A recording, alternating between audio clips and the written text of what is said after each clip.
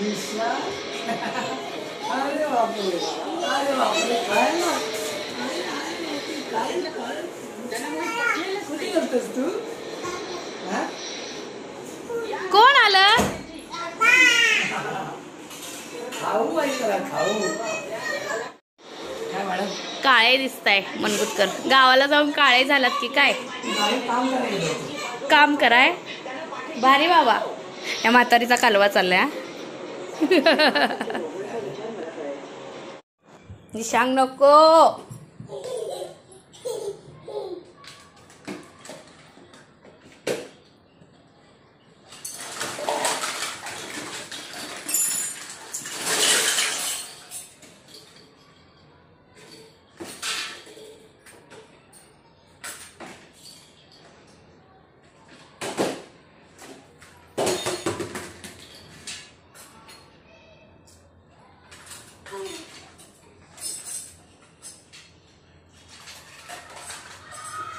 तर मंडळी, आम्ही निशांक आणि मी जाऊन डीमार्ट मधून आलोय आणि आता निशांक बाहेर खेळतो. सो मी इकडे जेवण करते आणि हे ना छोटे छोटे केस झाले ते असे वर वर येतात. त्यात घाम आला ना ते असं चिवचिव चिवचिव होतं, नको वाटतं. सो आता मी भाकरी बनवते कारण जेवण तर झालंच पाहिजे. आहोंना सुट्टी नाहीये, ते ऑफिसला गेलेत आणि निशांकचा बर्थडे करायचा नाही करायचं चाललंय, बघू काय करायचं. तर मंडळी, झालंय काय माहितीये, खरं सांगायचं तर आमची यात्रा येते, लवकरच आमची यात्रा आहे. त्यामुळे आम्हाला गावाला जायचं आहे. त्यामुळे खर्च वगैरे सगळा आहे आणि निशांचा बर्थडे काय आपण 5वा एकदाच मोठ्याने करायचं असं माझा प्लॅन आहे. त्यामुळे मी आज काय एवढा गोंधळ घालणार नाही. थोडेफार जवळचे जेवढे आहेत त्यांना बोलवणार आणि बर्थडे सेलिब्रेशन करणार.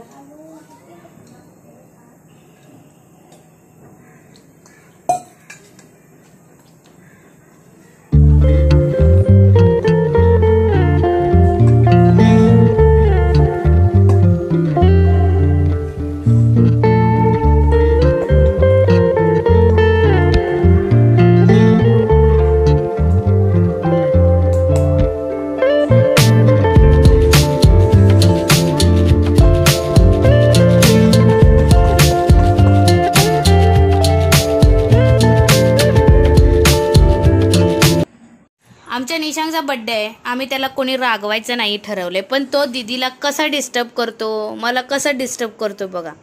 दीदी पण त्याला रागवत नाहीये कारण त्याचा बर्थडे आहे आणि दीदी अभ्यास करायला बसले, पण तो तिला डिस्टर्ब करतोय. का रे निशांक तो असं करतो?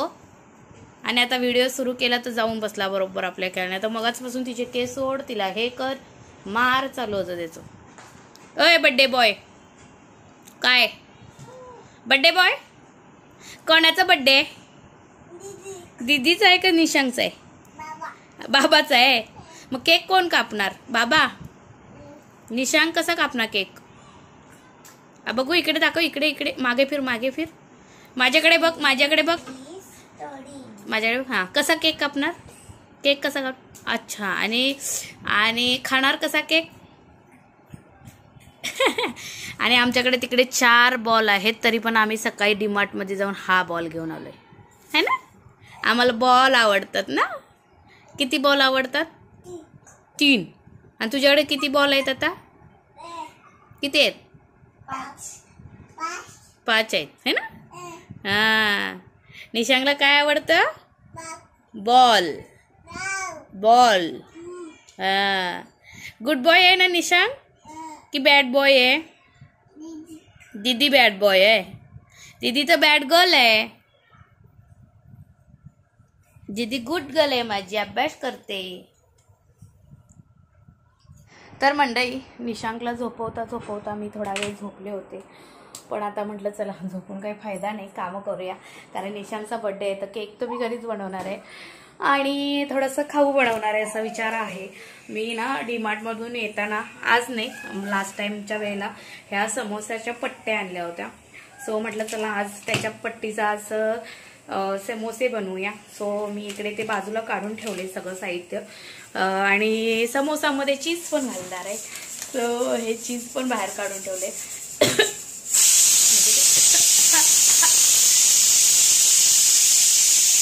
म्हणजे ते थोडंसं मेल्ट होईल आणि आपण समोसा बनवू शकतोय. इकडे एकीकडे केक शिजतोय, हा केक आहे आणि हे बटाटे उकडत आहेत. सो आम्ही आता मस्त केक बनवणार आहे. आणि हा निशांचा बॉल आहे. काय आहे? निशांचा बॉल आहे. सो असं सर्व आहे. अजून मला फ्रूट कस्टर्ड पण बनवायचं आहे. सो मी त्याची तयारी करते आता. हो चला आता ब्लॉग पुढे काय करते तुमच्याशी नक्की शेअर करते.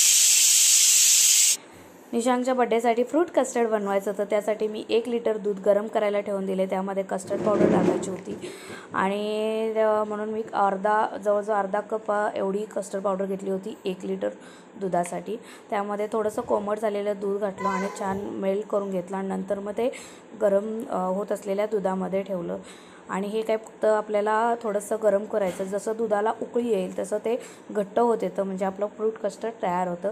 मग बाकी यामध्ये आपल्याला जसं आवडीचे आहे तेवढी साखर आपण ॲड करू शकतो आणि जितकं गोड पाहिजे तितकं, आणि मग आपलं फ्रूट कस्टर्ड तयार होतं.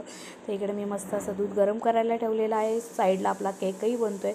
मी मध्ये चेक करत होते केकचं जे मिश्रण आहे किंवा केकचं जे प्रीमिक्स आहे ते जास्त झालं होतं. त्यामुळे 1 किलोपेक्षाही जास्त केक बनणार होता. आजचा जवळपास 1.5 किलोच्या आसपास हा केक होणार होता. त्यामुळे ते थोडंसं वर आलं आणि म्हणून मी दुसरा त्याच्यावरती झाकण ठेवलं आणि तो पुन्हा शिजायला दिला. आधी चेक केलं तो शिजला नव्हता, त्यामुळे मी पुन्हा तो शिजायला ठेवून दिला. तर आपल्या इकडे दूध पण मस्त गरम होतं, तसं ते घट्ट व्हायला लागलं. मला अजून त्याची कन्सिस्टन्सी थोडीशी दाटसर पाहिजे, त्यामुळे मी अजून थोडं त्याला उकळून घेणार आहे, जेणेकरून आपलं फ्रूट कस्टर्ड थोडंसं दाटसर आणि क्रीमी होईल. इकडे फ्रूट कस्टर्ड मस्त दाटसर झालेलं आहे. आता हे मी थंड व्हायला ठेवून देते. तिकडे केकही आपला झालेला आहे, तोही मी थंड व्हायला ठेवून देते आणि मग आपण बाकीची तयार करूया. आजचा केक स्ट्रॉबेरी फ्लेवरमध्ये बनवायचा आहे, त्यामुळे मी इकडे आता केकची एक लेअर दिलेली आहे. जी मधली लेअर असते ती तळाला ठेवून दिले आणि साध्या शुगर सिरपने, म्हणजे साखर आणि पाणी या शुगर सिरपने छान त्याला मॉइश्चराईज करून घेतलं आणि त्यानंतर क्रीम, भरपूर अशी क्रीम टाकली आणि ती पूर्ण केकवरती पसरवून घेतली. म्हणजे पहिली जी लेअर आहे ती केकची क्रीमनी कोट करून घेतली. शक्यतो मी पायपिंग बॅगमध्ये क्रीम टाकून कोट करते, पण सध्या असंच टाकून दिलं कारण वेळ खूप कमी होता आणि पटापट केक बनवायचा होता. सो असंच टाकून दिलं आणि घरीच बनवायचा होता त्यामुळे थोडासा उपर नीचे झाला तरी चालतो ना, म्हणून.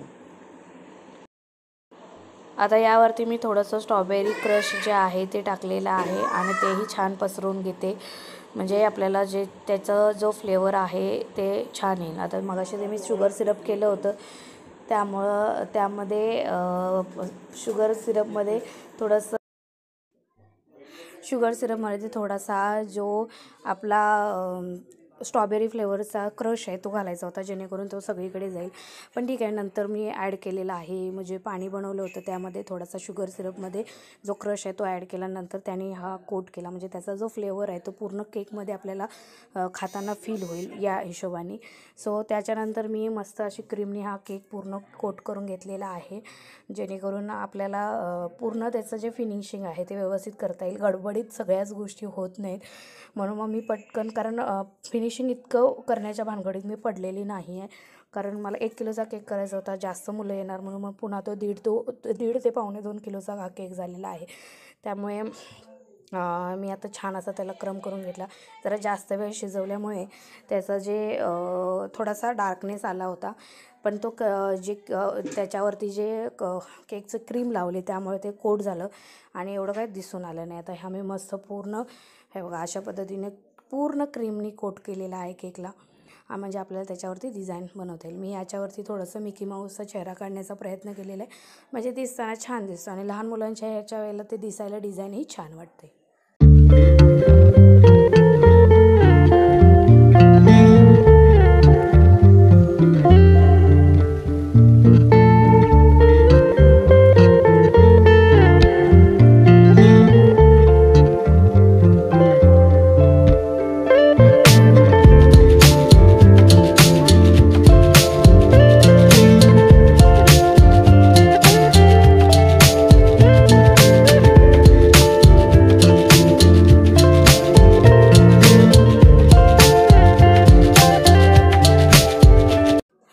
निशांगच्या बड्डेला समोसे बनवायचे होते, तर त्यासाठी मी इथे कढईमध्ये थोडंसं तेल टाकले, त्यामध्ये जिरं, मोहरी, आणि कढीपत्ता घातलेला आहे, थोडंसं धनाजिरा पावडर आणि लाल तिखट वगैरे जे काही मसालदानीतले मसाले असतात ते घातले आणि जवळजवळ 4 ते 5 बटाटे चांगले उकडले होते ते मॅश करून त्याचे तुकडे तुकडे करून घेतले आणि साईडला कॉर्न पण आहे ते तळून घेतले होते.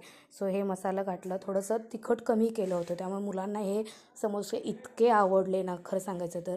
थोडीशी आलं लसणाची पेस्ट घातली आणि हे चांगलं मिक्स करून घेतलं आधी, म्हणजे जिरं, मोहरी, थोडंसं कढीपत्ता, आलं लसणाची पेस्ट, मिरची थोडीशी बारीक चिरलेली आणि धनाजिरा पावडर घातली थोडीशी आणि हे चांगलं मिक्स करून घेतलं.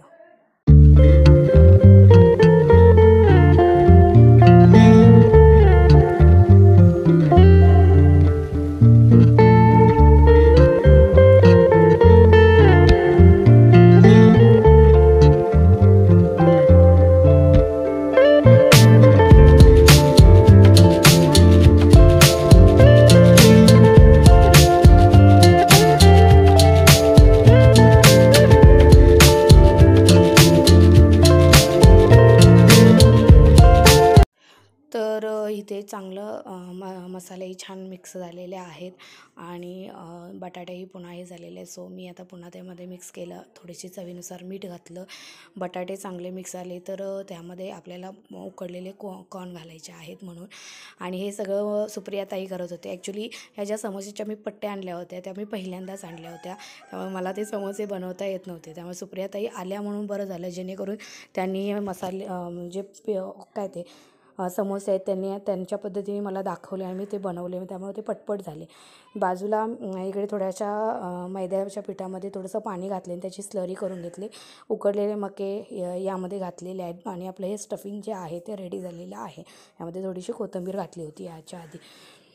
सो इकडे मी बनवत होती आधी, मला ते येतच नव्हतं, किती केलं तरी मला तो समोसाच बनवायला येत नव्हता.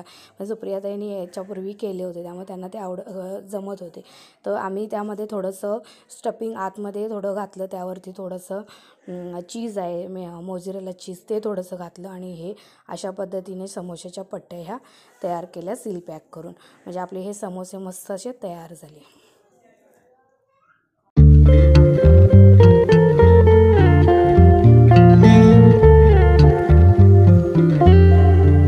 समोशाचे फिलिंग करायला बसलेत बघा किती गिराईक. एवढी माणसं आहेत समोसा फिलिंग करायला.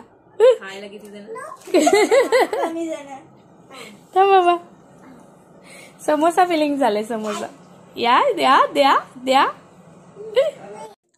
इकडे मी तेल ठेवलेलं आहे, चांगलं तेल गरम झाले की आता आपल्याला हे समोसे जे आहेत ते गोल्डन ब्राऊन कलरपर्यंत चांगले तळून घ्यायचे आहेत. पटकन होतात, अगदी एक तर 7 ते 8 मिनटात सगळे माझे तळून झाले होते. कारण हा जो हे आहे ऑलरेडी ते शीट तयारच असतात, त्यामुळे त्यांना जास्त वेळ लागत नाही. थोडंसं मिडियम हीटवरती तळले ना कुरकुरीत आणि क्रिस्पी असे समोसे तयार होतात. आणि स्टफिंग हे आपण आपल्या पद्धतीने करू शकतो, काहीही करू शकतो. मी आता बटाट्याची केली होती, तुम्ही भाज्यांची करू शकता किंवा पनीरची स्टफिंग करू शकतो. त्यामुळेही हे समोसे खूप छान लागतात. आणि ट्रिपला वगैरे बाहेर कुठे घेऊन जायचं असेल तर अशा पद्धतीने समोसे करून गेले तर मुलांचा स्नॅक्सची वेळ निघून जाते आणि 2 ते 3 दिवस आरामात टिकतात. त्यामुळे तुम्ही छान असं याच्यामध्ये कोणतंही स्टफिंग जे तुम्हाला आवडतं ते करून तुम्ही यामध्ये घालून फिल करून मस्त समोसे तयार करू शकता आणि छान क्रिस्पी समोसे तयार होतात. फायनल केकचा पण लुक असा छान असतो. केक कटिंग करूया.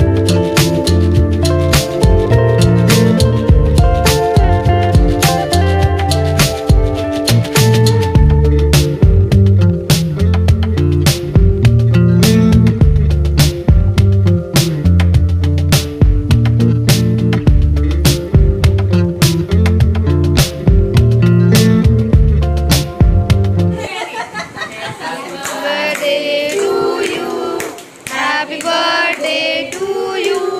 Happy birthday.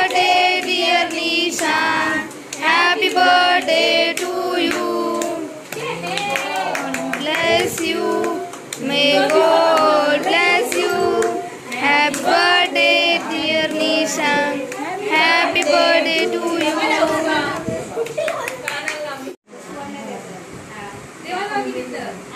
ए सई, सई काय करते सई? बर्थडे बॉय काय करतोयस?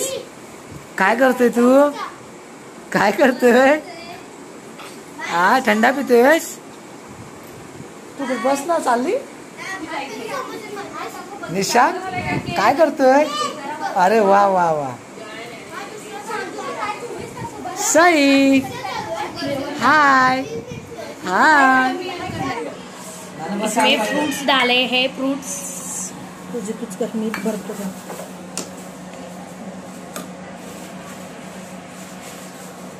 आता काय काय टाकलं तेवढं सांगायचं. चला. अशा रीतीने निशांकचा बर्थडे सेलिब्रेशन झालेला आहे. तुम्हाला आजचा हा व्हिडिओ कसा वाटला ते कमेंट सेक्शनमध्ये सांगायला विसरू नका. पुन्हा भेटू नवीन अशा व्हिडिओसोबत. तोपर्यंत टाटा बाय बाय.